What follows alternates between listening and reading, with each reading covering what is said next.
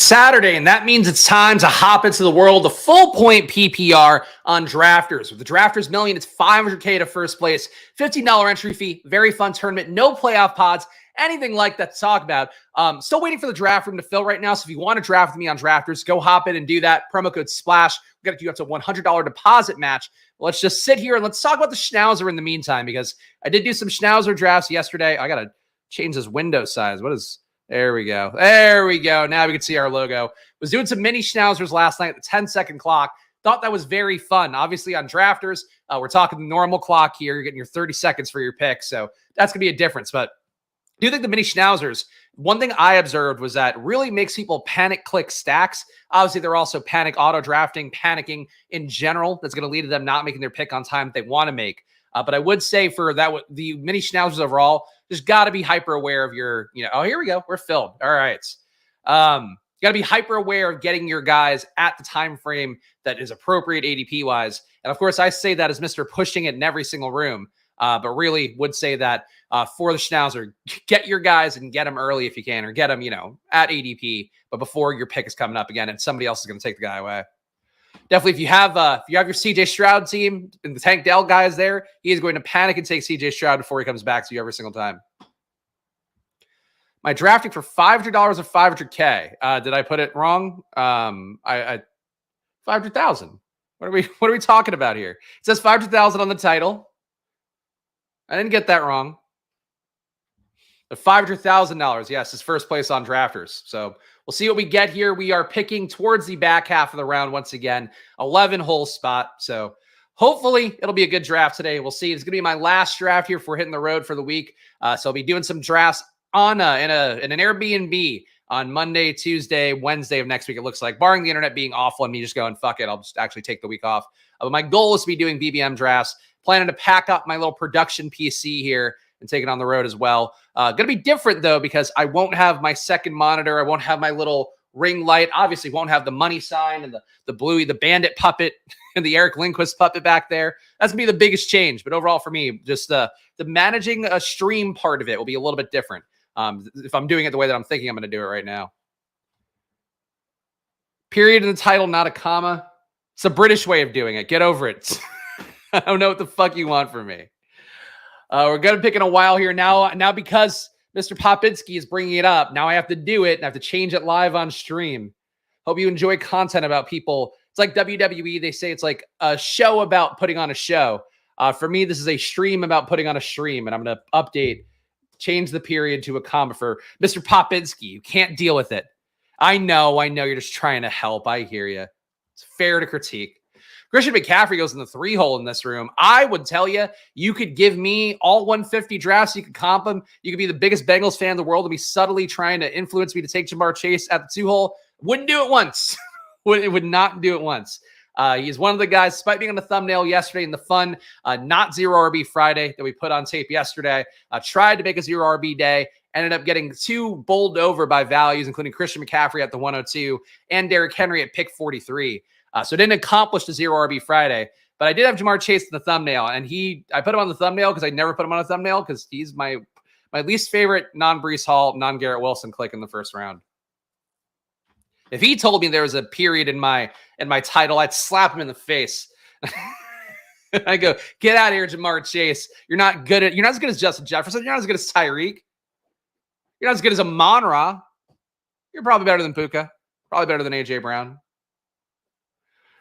All right, first pick coming up here. I'm in the 3-hole in every draft, or I'm in the 11-12 hole. Very little in between. Garrett Wilson here staring me in the face, and I say to Garrett Wilson, I'll see you in hell. We're going to take Drake London instead. Hopefully, NB Ram will take Garrett Wilson off my hands. Otherwise, we will have to take him at the 14 pick. But I'd prefer not to. Sign up on Drafters with Spags promo code SPLASH and get a $100 deposit match and get to avoid stalkers. It's true. No draft stalkers in this room. There's some of the regulars. Our guy Miley Virus here, I believe, is Slade in the chat. A few other ones I feel like must be in here. Line of scrimmage, our guy Charlie. All right. I do this build too often, but I'm never going to be mad at it. And on drafters, I'm still under 10 entries in, so we're going to keep taking it. Drake London, Marvin Harrison build to me is very fun. Obviously, I'm sure some people out there would love you to go up and get an RB at this spot. To me, again, full point PPR. We do want to have the upside. We also really do want to have a shot to have a guy like CeeDee Lamb last year who drove teams up in that top 100 towards the end of the season in a meaningful way. We want to have a shot at guys that could do that for us. And it's more likely that's going to come from some of these receivers than an RB, especially an RB. I would say, well, Jonathan Taylor, I don't mind, but not going to go up and get him ahead of ADP when we can start with Drake London and Marvin Harrison, who are two of my favorite picks at the 1-2 turn in general, every format. Aren't A.J. Brown's EPA numbers better? I mean, it's not everything in the world, but I believe they are. Their Chase made an upswing last year, to his credit. Jamar Chase, I think, had his best EPA number yet. Let's see. Chase, not Chase Brown, not Chase Edmonds. Jamar Chase last year got it to a 0.31 EPA, so basically flat with Justin Jefferson with how they both played. Obviously, you could critique both situations similarly with the QB play, the injuries both guys had to deal with. But last year, A.J. Brown was at too many guys with the last name Brown. I should have put an A.J. A.J. Brown barely beat out Jamar Chase, 0.34 EPA compared to a 0.31. But obviously, A.J. Brown's going to have a new offense, so a point being to me, it's more about Jamar Chase's overall picture and my concern about the Bengals, which I vocalized a few times on here. I just think that with this contract situation, C. Higgins obviously gets his deal coming back for 1 year. That said, contract uncertainty for him did not do him well last year because he really regressed in a bunch of different ways. Was also hurt, but I think that isn't great. Joe Burrow with the wrist thing, like he's throwing, but they're also keeping him a little bit ramped down right now. I don't love to see that for a wrist injury. It seems like it's more of a nerve-based thing with him. That concerns me a little bit. And then they lose their offensive coordinator, who I think is a genius and is a big part of why I'm investing in Tennessee a lot with Brian Callahan. So to have all those things coming together, to me, like I'm just not the biggest Cincinnati guy, and that's the bigger part of it than Jamar Chase, whose own talent, I think, looked the best that it has so far. He obviously had some bigger spike weeks year one, but like really, this past year, he was the best version of a star receiver that we've seen so far. But I just think I'm not as big on the situation as everybody else. And stuff that people else, like everybody else is treating as though this is absolutely going to happen. Joe Burrow doubles, going to crush. Those are things that to me, if I have reservations about it, I don't like, I go the opposite way because that's the one way to get different here in the first round where I normally want exposure to pretty much everybody. And I'm sure I'll still have 4 to 6% of Jamar Chase, but don't imagine I'll get to like 12% of him because I would just rather have everybody else in that spot besides him. And again, I would never take Chase to 102. It's really the main thing here. Travis Kelce goes at 31. Again, big change on drafters and DraftKings is how high Kelce goes compared to underdog. Obviously, another thing here that I've vocalized concerns about in the past. I just think that he's a little bit distracted for a guy who is going into a year that he needs to be full focus to continue to do what he's been doing at his age. So for Kelce, doing a TV show, traveling with Taylor Swift, obviously the distraction that comes with that and his podcast as well. A lot of things to be asking for a guy who should be full focused on what he's got to do at this stage of time. All right, so we have Atlanta, Arizona so far. I feel like Zay is a cozy click. I'm not getting as much Tank lately, and I'm going to take a share of Tank here. I feel like Tank always goes a couple picks before where I want to get him. I take a lot of Zay Flowers as a result. I have no issue at all with Zay Flowers. I would have been happy to get him on the way back, but obviously we don't pull that off here. Atlanta, Arizona, Houston. Really a long way to go for McBride, but could get the double stack. I think Christian Kirk and full point PPR makes a lot of sense. 4 receivers start here. Full point PPR, we're going to do that. So we got Drake London, Marvin Harrison Jr., Tank Dell, Christian Kirk. Fun team, couple week 12 buys in here, so we got to watch out. Probably not a team where we want to go just Cousins, just Trevor Lawrence at QB, but I'm happy with the start so far. And obviously adding on a hero RB, maybe coming up, but zero RB plays just as well in drafters as well. I think you make your team a little safer if you go elite QB, hero RB, elite tight end. Does give you a little more stable floor for the ceiling, but I think when you're playing for that big rush at the end, having the zero RB teams makes it a little more likely you can kind of climb the charts down the home stretch. That's my anecdotal observation last year, finishing top 110, and seeing a lot of people in this community finish top 100, some guys top 5. That's really where I think they had better built teams in terms of like it wasn't Josh Allen, it wasn't just kind of this chalky approach overall. Let's see. Happy Saturday and good morning, Sports Squad. Shout out all you guys hanging out with me live here on a Saturday. Hope you guys are going to have a nice holiday coming up. Of course, new drafts coming up for me still next week is the plan. So stay tuned here. But get a drafters draft here, a nice casual Saturday drafters draft before a nice casual 5-hour drive. It's going to be a lot of fun today. We are pissing gold. Yeah, it's not a pure yellow on here. The wide receivers are gold, in fact, on drafters with the full point PPR. Anything else about drafters to talk about? Obviously, talk about drafters here every week, so I've kind of given my overall views on it. Talked a little bit about the elite QBs, elite tight ends. Do think that those are things that feel cozy on drafters. That said, building different looks, I think always a positive thing. And today, we're not likely to get an elite QB, not likely to get an elite tight end at this point. Well, I guess we still could, but not likely. Besides that on drafters, the main things I think that you need to be mindful of, no playoff pods. Still do think you can tack on some week 17 correlation late just in case you are in the hunt to finish first. And then you're basically, like last year, I was in the 60s. My team had no week 17 correlation, had a few players also that were hurt. That kind of killed it, pushed me back to 110. But if you're in that 60s and you have some correlation for week 17, you're going into that. Obviously, if you also had like the star player who puts up 30, even better. But that's really the one thing I would say for drafters where it's not as much of a priority as underdog, where you have to beat that 5-person field, but giving yourself a little bit of a lever, I think, to move up. People don't do it at all on drafters, and I think you do it a little bit, especially if things just align and you're building teams you still like and all that. I don't like how my team looks whenever I take Josh Allen. I don't know. I like Josh Allen builds this year because you can get his receivers later. Obviously, a lot of those guys are falling right now, Keon Coleman in particular. We'll see if he falls here relative to drafters. I think that's maybe the one thing with Josh Allen that I like a little bit. But elite QB to me is something where makes a little more sense on drafters than it does underdog, but ultimately for QB, like QB is the flattest position in terms of scoring. So you're just hoping that your guy, and your guy could be anybody, could be Bo Nix, could be Drake May at the end of a draft, could also be that, Jalen Hurts puts up 40 and then everybody else is in that 20-25 range. And that's the difference. But like, usually it's going to be more that you have a bunch of guys who are like around 30 points to 20 points. And as a result, QB could be anybody going into the finals. And if you have that stack, like let's say you have a QB that scores 20, but he created 2 20-point receivers, that's more valuable to you than having a 30-point QB who didn't create 2 20-point receivers, maybe didn't even create one. So that's the balance of it. But Josh Allen, I still think is a bet I'm willing to make. But I get not being excited about it. I don't think you should be excited about elite QB in general. It's like it's the chalkiest QB option. It's like, taking McCaffrey 101 kind of thing. All right, so we have Mahomes back here at 59. No correlation for me right now. AR is here. Certainly would increase the floor a little bit. Honestly, this is a guy. Well, there's 2 guys here I like. I don't mind Deontay Johnson. I don't mind DeAndre Hopkins. DeAndre Hopkins would also give me a little bit of that week 17 correlation that we don't need, but can help. And Hopkins at full point PPR, I like. I don't know if this is the right pick because I love Dave Canales. Do think Bryce Young is going to be a much better player this year. Deontay Johnson can be a big part of that fixing of Bryce Young, the correction of Bryce Young. And really in full point PPR especially, I think you're seeing him, again, be in that 7 for 90 kind of range in terms of his outcomes that he can hit pretty reliably. So don't mind Deontay Johnson there for him. AR still being here does feel kind of fun. Mixon, though, would give us a little more correlation with Tank Dell, would give us an RB to hold me down, and I think give me a really good year. Mixon, of course, one of my biggest bets, no matter what the format is. I'm going to go Mixon here. Some possibility as well that Mixon keeps kind of the goal line role that is basically why the Texans are bringing him. They just have anybody last who could finish off touchdowns in the red zone. But it's also possible that Mixon, with how good he's been in the pass game, probably better than he should be.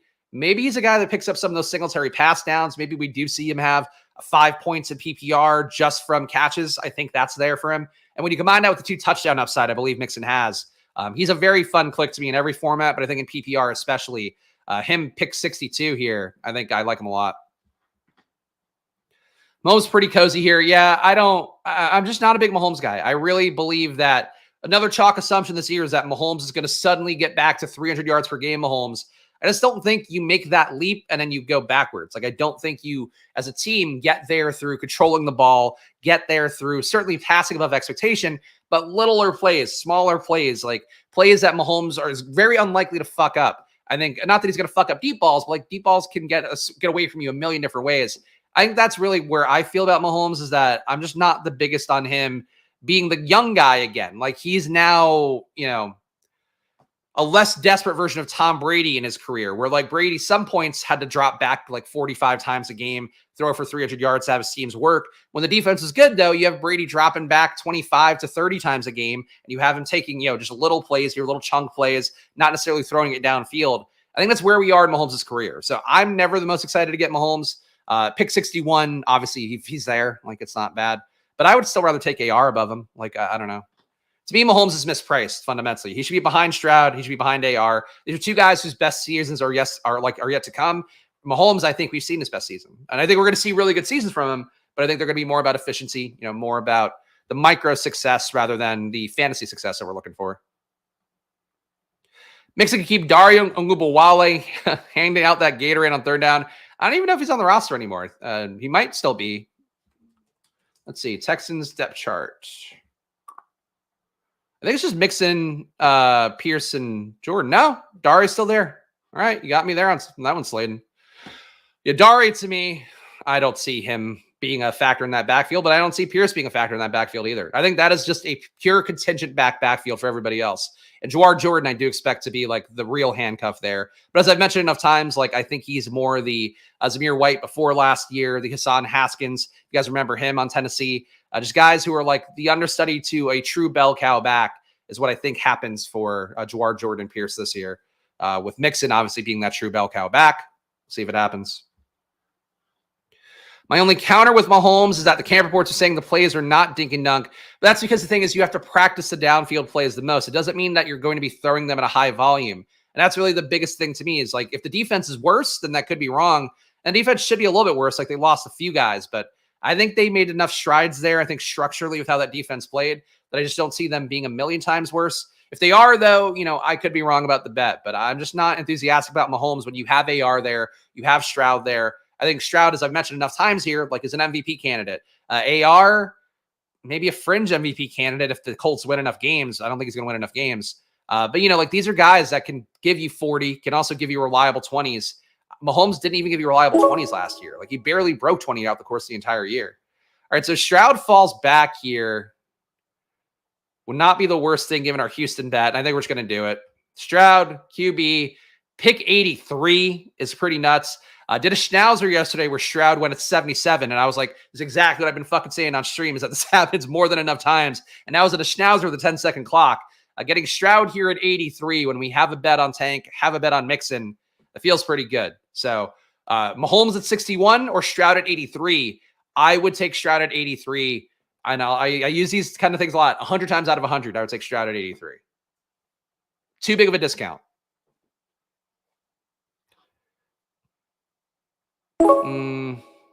All right. Stroud, Mixon, London, Harrison, Tank, Kirk, Hopkins. We got it, Harrison. We could just do double QB here. We'd be suffering for it a little bit on the back end, but I don't think you get, well, you probably do get Stroud and Kyler teams, but you don't get Stroud and Kyler teams with another player in between, I think. Like, you don't get a Mixon in with those teams. So we're going to go here. Different bye weeks. We've got Stroud and Kyler at QB, Joe Mixon at RB, Drake London, Marvin Harrison, Tank Dell, Christian Kirk, and DeAndre Hopkins are my receivers. So going to have to make it up at RB, going to have to make it up at tight end, but I'm happy with the QB room. Let's see. Our guy Charlie here in line of scrimmage asking about my finishing team. Pretty sure it was my Josh Allen team. Let me see if I can pull it up in another tab because I don't have a ton of drafters teams, obviously, going back to last year. Let's see. Results. Where do you find previous teams? I know it's easy to find on the app. Oh, my teams. Here we go. History. All right, here we go. Let me share this tab. This is my team last year. Finished 107 here, so top 110 as I've mentioned. We got Josh Allen, Tua, and Mike White. Mike White was an accidental click, so I burned a 20th round pick on that one. Was not great. Breece Hall. So I did go anchor RB. James Cook, who was more of a zero RB play. Gainwell gave me some usable weeks. The big hit, though, is Achane and Kyron getting the late RBs here. Obviously, these guys in week 17 put up 23 and 30. That looks pretty good. Tyreek, though, was okay, obviously, throughout the course of the year. Devontae Smith was not a hit. Michael Pittman was not a hit. Sky Moore was not a hit. It was a team I really didn't like, especially as I was watching it throughout the course of a year. I did not like it very much. Terrace Marshall holding me down. And then Hawkinson getting hurt. did get a lot of the late stuff right. So that's really the biggest thing for me on drafters last year is I got a lot of late things right. And it made up for the fact that the top part of my team was lacking besides Josh Allen and Breece Hall, some of those hits. But it was a good team. It's just like I knew it in the finals, especially when Pittman got hurt on that Saturday slate. I was like, I just have no shot here because like fucking everybody's banged up. And there's no correlation. And my Sky Moore is my wide receiver 4. So a lot of things there came together to not make the team equipped to make a big run. Holy cow, what a double tap. We talk about Stroud and Murray or something else in the room. To give my take on the 10-second clocks. Yeah, I think they're very fun. I would not want to stream them. Don't think that'd be very good. There's also enough of a delay there where it's a 10-second clock, but I noticed my clock starting at 8-9 seconds. You really just got to keep one draft open, I think. I get people trying to multi-table them. If you enjoy the chaos kind of content, which obviously we do a lot here on Splash Play, I could see why you would do it, but like I just think the EV is doing one draft at a time, paying attention. And I'll probably do a few as long as these tournaments stay open. I'll probably do a few more if I have time while we're on vacation. I like it. And I think it's fun too. Like 30-second clock is very good for content, I think. That said, it's really fucking tedious if people take up the entire 30-second clock. I wouldn't mind a regular 15 one. 10's like a little fast. But I don't know. Honestly, 10 for me playing on my phone, pretty happy with it. Becomes more like a mobile game. I feel like if it's a 10-second clock, it's just going by pretty quickly. It's almost like, playing mobile chess or something is how I feel about it. But I enjoyed it. And then again, as I said before too, if you're playing it, just get your stacks. Like when you're in your ADP range, queue up your guy, like get your guy there. Just don't keep forcing it back because I think that's where people immediately, their brain goes, oh my God, I get another player from the same team. That's easy. And they just do it and they'll do it like, just all over the place. Or sometimes too, obviously timing out on QBs could be a bad part if your QB is on the top of the queue. All right, so we got another pick coming up here. Some names that I like, including Brian Robinson. Really don't need to go back to receiver yet. So scoop an RB here. Brian Robinson, come on down. Another week 14 bye. But obviously over the course of the season, two of my favorite plays right now at RB are Joe Mixon, Brian Robinson. Would say if I win BBM this year, if I win drafters too, probably same thing. My team will be some combo of Mixon, Brian Robinson. Who else would he be in that group? Mixon and Robinson definitely would be two that I would probably. And Montgomery, duh. Of course, defended Montgomery to death yesterday. Those three would be my ideal 0 RB top half. The Mixon kind of a hero. We got Javonte here, Jerome Ford. Do have extra correlation with Trey Benson. I'm not the biggest Benson believer. Do think that Jerome Ford props me up a little bit more at RB at this point. Take the correlation or no. I got to take the better back. I think Jerome Ford's a better back. Javonte, of course, I'm not the biggest on. Also a week 14 buy, so that kind of factored into my decision too. I am more team Audric Estime. Do you think when Estime sees the field with how Sean Payton's talked about him and hasn't talked about Javonte Williams, I think Estime wins that role, and I think he's going to win it dominantly is going to be my hope in camp. But besides that, even if he doesn't, I think that he's going to take enough of a chunk away from Javonte, along with McLaughlin taking obvious pass downs away because he can't pass block. That's sort of how I view Denver's backfield. Hard to get ADP values of the quick timers. They all get taken by timer default. So I got a few yesterday. I thought there were a couple that I did that were pretty nice. Certainly to me, I don't get a lot of values in stream rooms. So it was maybe I'm just like, oh, cool. I'm off stream and I'm getting a little bit more value. Might have been it and how it worked in my brain. But I got a few yesterday. I was surprised actually though, because I thought it the same way about it. But there were definitely people who were just hopping around who queued a player up. I think a lot of people star somebody in advance in those tournaments, and I get why you would. But as a result, I think they were then panicking and then wouldn't get the value sometimes. So I had like a couple 10-pick discounts, and one of them I did. It was only one of them though. Feels like Brooks is a nice piece in PPR. Yeah, I mean, Brooks, the same thing has been the issue, is just coming out of the knee injury. How is he going to start? Is he going to be able to get in there for week one? Is he I think that's the part that I don't love, is that they kind of rug pulled us on him being ready for training camp. I felt like it was impossible he would be. Turns out he's not going to be ready for the start of training camp. That said, if he gets out there, end of July, has a chance to earn his way in, doesn't regress again, doesn't get hurt, because that was what killed Kendre Miller last year. Was just not being able to be out there, be able to be healthy to earn yourself a role. I think that's where Brooks could start a little bit slow. But as a PPR player, he's a great pass game back. Should be a good run game back as well. Brooks, the best running back in the class of the rookies for sure. Would take him over Trey Benson, another 10 out of 10 times guy. 20-minute drafts are nice too. I agree. It's nice to not have to. I think with drafts in general, it's nice to not have to spend time luxuriating on other people's picks. Like in a perfect world, I think the ideal draft for you would be like you have a 30-second clock and everybody else has a 10-second clock. Obviously, you'd be hit on both sides of that. But I think that's where I feel about it. It's like it's tedious to me when you're in a draft and every single person is like, got to really think about the whole 30 seconds. And it's like sometimes the pick is just there for you. You can take it at 10. Those are the drafts that drive me a little bit nuts. But 10-second ones are just chaos. So that's maybe somewhere in the middle might be nice. You know, it's also shown a propensity for using a bell cow or either. That's, I don't know. Anyway, yeah. I mean, he used the bell cow last year, but they did move away from it as the year went on. Seeing value with the short clock because drafters reach for their guys. That is also true. That was also true by Charlie. All right, guys, if you're watching this one, appreciate you being here on a Saturday, but I appreciate you even more if you hit the like button, if you subscribe down below. Of course, Splash Play drafts every Monday to Saturday at 11 a.m.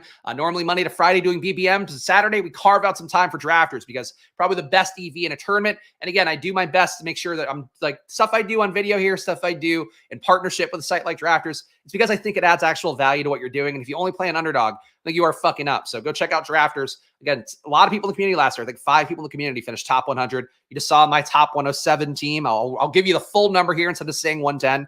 And I was only on 9 entries I did last year on Drafters. So this year, I'll get at least double that, maybe a little bit more. So go play on Drafters. I am. Okay. Another decent RB pocket here, though. Dalton Schultz at tight end feels pretty good. This guy's got Laporta. A little bit of a wild card, though. I'm going to take Schultz and hope I get something okay back at RB. Love Schultz. Another one of my cozy clicks. And when we get Stroud, we get Mixon, we get Tank Dell. I think we'd add another guy in the pass game. Obviously, you know, in terms of how I view it, if I were to like, if you hold a gun to my head, what do I think is going to happen? I think Diggs is going to get some touchdowns. I think Nico's going to get some touchdowns. And this kind of build, though, we can make one where Mixon and Schultz are grabbing touchdowns. Tank is still taking away the big plays. And then maybe Nico and Diggs cannibalize each other. I don't think it's the most likely, but it's possible. All right, so that guy took both RBs that were there. That would have been nice, which kind of sucks. I would have liked to have gotten a share of Charbonnet, but we'll live without it. Let's see. Ty Chandler would be okay here. Do I like Chandler or Marshawn more? I do like Marshawn more. But Chandler, we got to break our priors sometimes. I'll take Ty Chandler. Very unlikely Marshawn comes back to 154, which sucks. Like to get him as well, but we're not going to do it. Team so far, we got 2 QBs. CJ Stroud, huge discount on him, getting him at pick 83. Kyler Murray took him in the same turn as well. Joe Mixon, Brian Robinson Jr., Jerome Ford, Ty Chandler is our RB room. So we started heavy at wide receiver. We're making it up right now at RB. Our wide receivers are Drake London, Marvin Harrison, Tank Dell, Christian Kirk, DeAndre Hopkins, a little bit of week 17 correlation with Jacksonville, Tennessee. Again, you don't have to have it, but a little bit of a sprinkle on top with 2 guys that I think are also good for the entire season. I don't mind it. And our tight end is Dalton Schultz, again, correlating with our discounted CJ Stroud, trying to make the team a little bit more unique with the texture on top of that. Happy with the team, though. I think it's a fun build so far. Leggett or Mooney straight up? I wish Leggett were healthy right now. Wish the hamstring. Got to assume he'll be able to go, but having a hamstring start up this early always spooks me, especially last year with how it worked out with Christian Watson. I would probably... I love the talent of Leggett more. I think Mooney's in a better fantasy situation because probably Leggett's going to be leaving the field for Adam Thielen and some routes where it's just Johnson outside, Thielen in the slot. Leggett's going to have his routes when he's in 3 wide receiver sets with Thielen outside. I mean, Leggett can move into the slot. So I think the big concern for him is that, to me, Thielen is a pretty big blocker for him getting enough routes to have upside. So I would prefer Mooney, I think, but I just think Leggett's really talented. So obviously, he was very big on Leggett, compared him to A.J. Brown very early in the process, compared him to him actually when I saw his data for the first time in January. So I like the talent of Leggett a lot more. And Mooney, I think, kind of sucks, but he got big money, fantasy-friendly offense. You have so much Mooney. Look, I get having a lot of Mooney. It's definitely the cheapest part of Atlanta to get exposure to. I have more Rondale Moore because that's the true cheapest part of getting exposure to Atlanta. But Mooney can certainly benefit from just being out there. I guess my concern would be, you're probably looking at a ceiling of like, 4 catches a game. Your hope is that he turns 4 to 120 in a TD, which can happen. I don't know how frequently it happens because I think London's going to break out. But, you can make the bet. No issue with the bet. Feels like they don't have to cannibalize each other that much to hurt them versus Dalton and Schultz when you adjust for ADP. I was talking about Nico and Diggs. Yeah, that's fair. They just have to have 1,200 yard years, and then maybe Tank somehow puts up 1,300 and Stroud's putting up 1,000. Again, I think this year, I think Stroud puts up 5,000 passing yards. I think Cozily would be my guess. Roman Wilson a starter? No, he is not. He's a slot guy. He's a slot guy, and the likely other outside starter seems like it's going to be Van Jefferson running wind sprints out there. And you also have Calvin Austin, who's been playing well enough. He could theoretically go outside, though he should be playing more on the slot. To me, Wilson, as I've mentioned enough times on here, I think Wilson's one of the worst picks in a draft right now. He was going in the 150s. He now goes like in the 170s sometimes. I think that works a little bit better. Kirk Cousins at a big discount is kind of interesting, right? I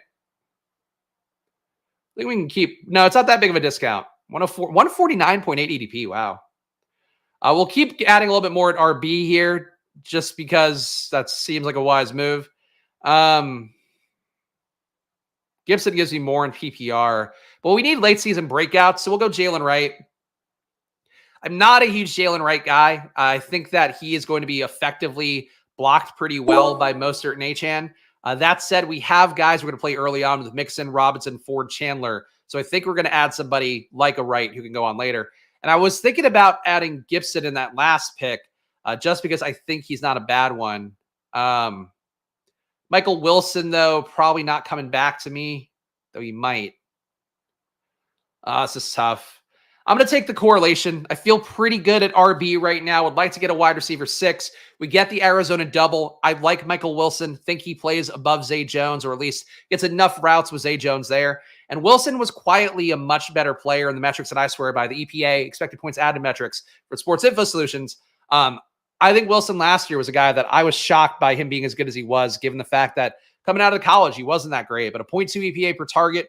Target route run was not great, 15%. I'd expect that to go down even further this year when you have Harrison out there. But the hope is that being a part of a more efficient offense, he can maybe be more efficient EPA-wise, put up some more yardage per catch. But Wilson really at this point feels a little thin at receiver. Feel better at RB than I do at receiver right now. What do you think of Taysom Hill in contests like drafts that have him as a tight end? I think you should take him. He was, as you saw, he was part of my drafters finishing top 110 team last year. He was a big part of my DraftKings portfolio as well, picking him up a lot when he was going to the 170s. The biggest part for me with Taysom Hill this year is that he's playing RB snaps in camp. He's playing tight end snaps in camp. He's playing slot snaps in camp. He's not taking QB dropbacks. So you lose some of that QB upside, but you gain the benefit perhaps of him just being on the field more, doing other stuff. So I would guess that this is probably going to be the year that he gets the most touches he ever has. And hopefully, maybe a little bit less red zone work because not getting those QB snaps and being able just to run it in from 2 yards away. But still think that he is a great play as you're part of a 3 tight end build, especially. You do too. People seem to be pretty high on Jermaine Burton with some of the Burton hype due to the possibility of T leaving. A little bit of that. He was also pretty good in college. Didn't get a ton of targets, but when he did get targets, they were splash plays. So I think that's something for him that people like. I would say to me, though, I have concerns that he is blocked, obviously, by Higgins and Chase. He's also blocked to some extent by Yoshevich, by Jones, by Trent and Irwin. The belief is that Burton's talent can win out. Bird's been working enough with the first team that you could think that. But if I had to guess, he's kind of in one of those Indianapolis tight end situations where he's competing for snaps with a bunch of guys there. And I don't think he grabs them all like a Tyler Boyd. I think he grabs like 20 a game would probably be a good outcome for him. And if he's grabbing 20 a game, I think he's overpriced. But the bet really to me was like, that bet looks a lot better if Higgins is out. And that still could happen. Like I mentioned earlier, Higgins' motivation could be tough. And Higgins holding himself out of games where he could go. Like that's absolutely in the possibility, given that I think that happened last year with T. Higgins. So I'm okay with Burton, but I think he's more of a contingent bet than he is like a bet that should stand on his own. All right, so Got a pretty solid, evenly distributed team right now. Malachi Corley here. Khalil Herbert. Just not a great pocket. Tight end 2 would be okay. We'll take Isaiah Likely here as tight end 2. I'm not the hugest Cade Otton fan, and we have this bet on Houston. So again, just a little bit of a tiebreaker here for week 17 correlation. It is another week 14 bye, but I think we're going to add a third tight end here. Obviously 20 rounds on drafters as well, in addition to the full point PPR. Two of the biggest changes besides no playoff pods. So we'll get a few more picks here to tack on, and I think we'll feel... Honestly, I feel like this team, like I want to add some more volume at receiver, but I like my top 5. Like my top 5 at RB, I guess really the top 4 at RB. Like my 2 QBs. Okay with my tight ends. Need to get one more for sure. But no spoilers. See what this guy does here. All right, so do think the pick for me here is Jonnu Smith. Marvin Mims, kind of interesting in this format, but not going to do it here. Jonnu here gets the third tight end. The guy will be playing in week 14, hopefully. Another bet on Miami, one that maybe can spike towards the end of the season, though Jonnu obviously is going to be ready to go from week 1. But I think a three tight end build with Schultz, with Likely, with Jonnu, knowing they both have week 14 buys as well, do Schultz and Likely, I think Jonnu is a good pick for me here. Let's give this team a read. We got 2 QBs, big discount on CJ Stroud, slight discount on Kyler Murray. I think that's a unique pairing to have together with a pick in between those guys. Or a pick in addition to those guys. So I think that's really the positive that I saw earlier on. We got Joe Mixon, Brian Robinson, Jerome Ford, Ty Chandler, and Jalen Wright. So would like to add a 6th RB. Honestly, maybe a 7th because we do have 20 rounds, and Jalen Wright, I just don't see being a player who matters too much. We have Drake London, Marvin Harrison, Tank Dell, Christian Kirk, DeAndre Hopkins, and Michael Wilson as receiver. Need to add more volume at receiver, but the top 5 to me makes me really happy. And then Dalton Schultz, Isaiah Likely, and Jonnu Smith are our tight ends. So team to me feels pretty good. Honestly, this is probably the best on-stream draft teams I've built so far. Just because we got the big fall on Stroud, I think makes a difference here. And didn't have 2 week 14 QBs that I then have to kind of work around, maybe add a third. So I think we avoided that here by taking Kyler. Really think to me, I've said this before on stream, but not frequently enough. I love the week 14 buy QBs where we have Stroud, we have Richardson, we have Jaden Daniels, we have cheap Drake May, we have cheap Bo Nix, we also have very expensive Lamar. All those guys are on bye week 14. I do like 2 of those QBs. That said, to me, if you're going to do something that isn't 2 week 14 buy QBs, one of them, and then Kyler Murray, is probably my most fun one relative to ADP. Hurts is good too. Like if you can get Hurts with one of the week 14 superstars, I think that's a good one. But Kyler, to me, at his price, gets a week 11 bye. Love that. It's one of my best teams. I know, of course, I'm doing it. No pressure here on a Saturday morning, I guess. Must be it. But also this room, I think, has been a little bit easier to manage than some of the ones that we get on BBM usually. Let's see. We love you all. Shout out, guys. Sam here. Love you all being here, being live. Again, hope you guys have a great holiday coming up for the 4th. I know a lot of people dipping out for the entire week, so I get that. But don't worry, we'll still put some content out here. Because I saw last year, I think last year I was gone for 4th of July as well. The people that were doing content the 4th of July still get a ton of views. So I know enough of you guys are still watching stuff out there that will give it a shot this year. And I'll pack up my mic, pack up my bullshit. I got to figure out what I'm actually going to pack from in here to bring on the road. But I won't be as beautiful. I won't have my beautiful ring light. Sad.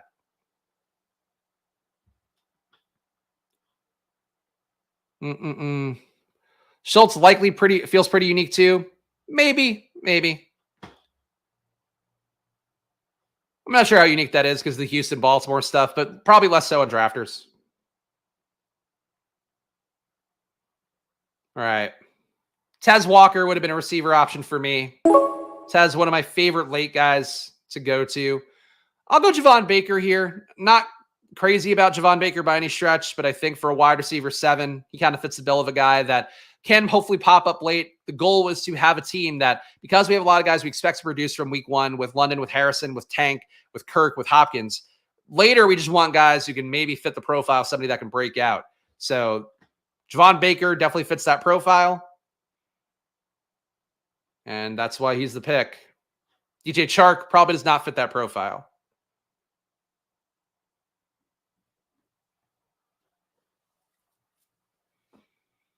CEH goes to the guy at the turn. Come on. Really think it through. Really think it through. All right, DJ Shark. Quick DJ Shark click there. I don't add a lot of Greg Dortch. I'm going to add a Greg Dortch here. We got the Arizona bet. Dortch, to me, don't really get him, honestly. Like, I don't get him as a player. Let me look at his numbers, because I actually don't know his EPA stuff offhand. 0.07 EPA per target, 17% target per out run. The A dot, honestly, better A dot than I thought. 9.5 air yards per attempt. So Dortch, in my mind, kind of a Malachi Corley type, or what I expect Corley to be, like a slot check down guy who maybe could break a little bit after the play. Seems like he's been used at decent depth. Maybe Dortch is valuable. Maybe Dortch is more valuable than I would give credit for. Definitely prefer Michael Wilson as like the big bodied outside guy. But I think Dortch works with this build and a 20-round draft. Here are any camp reports on Tez Walker. I think they're roughly the same as Troy Franklin, where he caught a couple deep balls, but it wasn't anything crazy.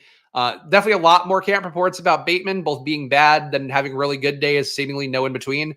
But I feel like Tez, to me, the bet is just on him being a deep ball guy on a team that doesn't really have a deep ball guy right now. Like Zay, for people perceive him as that, but Zay is really more of like a pass the sticks kind of receiver. He's not really getting out, getting targeted downfield that much. Last year, Zay, let's see.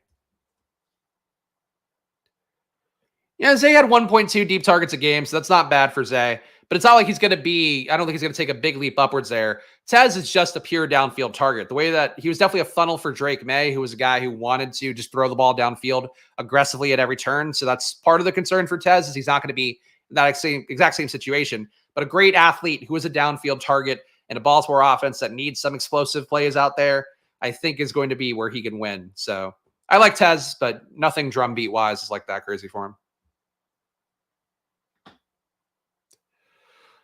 I think people misperceive Zay a little bit, yeah. Like, I mean, one deep target a game is pretty good, but it's not, that's not his whole game. A lot of his damage is done out of the slot. A lot of damage is done, shorter plays that he can break something after with it. So I think for Zay, his A dot was lower than Greg Dortch last year, 8.7 A dot. So what does that mean? Not really much.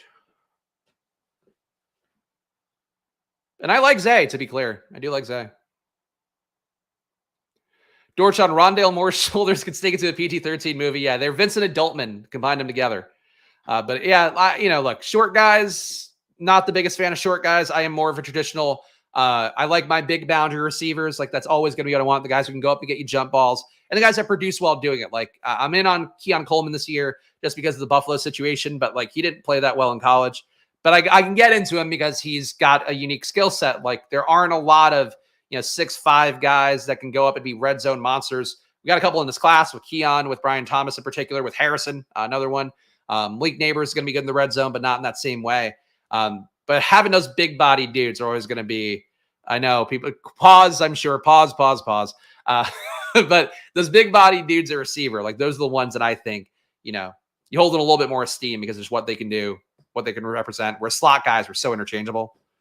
And then sometimes you'll move the big guy in the slot too, just to get better matchups. And the slot guy then gets displaced.